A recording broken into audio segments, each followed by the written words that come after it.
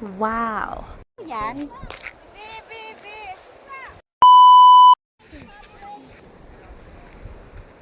Ayon mga kabanggi, huwag na natin sayangin mga kabanggi tayo magpa-video. Ayan, sa ganda ng view dito sa Karamuan sa lighthouse. Yan, makikita nyo sa likod ko mga kabanggi, napakaganda ng view.